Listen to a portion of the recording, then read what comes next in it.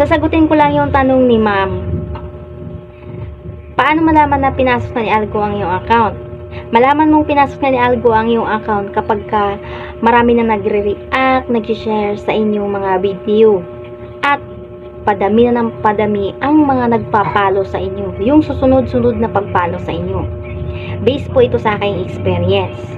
Kaya kapag napansin mo na nire-recommenda na ni Facebook ang mga videos mo, sasamantalahin mo na ang pagkakataon. Kasi, pagkatapos natin mag-post ng mga videos, ay naagaw na ang attention ni Facebook kaya gumagana ang algorithm nito.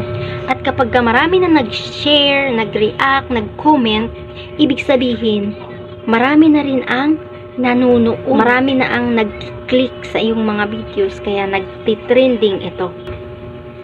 At isa sa mahalaga tungkol kay algorithm, ay ang mga followers. Ang mga followers is sa mahalaga na magkaroon tayo. Kung naparami natin ito, ay pasok din dyan ang algorithm. Kasi, kung ang followers mo ay marami ding followers, kung mag-post ka ng mga videos, i-recommend yan ni Facebook ang mga videos mo sa followers ng mga followers mo. Nai-imagine mo kung gaano karami. Diba? Kaya, kung meron kang magandang recommendation, gumawa ka ng content hanggat maaari huwag ka nang matulog. Oh, no! Tsokole. Uunahin pa rin natin ating kalusugan, syempre, para marami pa tayong magawang content.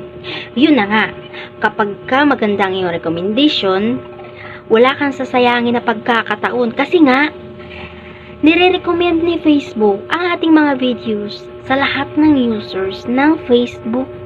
Kaya susulitin natin yung pagkakataon para matibay ang ating fan base at kung sakaling mawala ang recommendation natin, buo at buhay pa rin tayo at naka-establish ang ating Facebook account.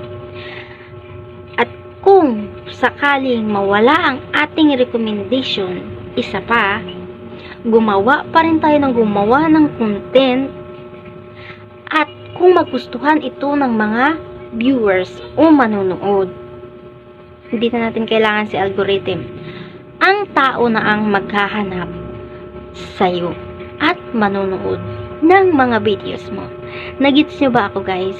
Sana naintindihan nyo yung aking sinasabi kasi minsan, based sa aking experience, hindi ko talaga maintindihan si algorithm. Minsan, parang kalaban natin siya. Minsan naman, kakampi. Yun lang, guys. Sana may nakuha kayong ideya tungkol kay Algo. Sana may nakuha kayong kaalaman. Hindi ako expert sa pagpapaliwanag. Based ito sa aking experience. Ayan lang. Thank you for watching. Bye-bye.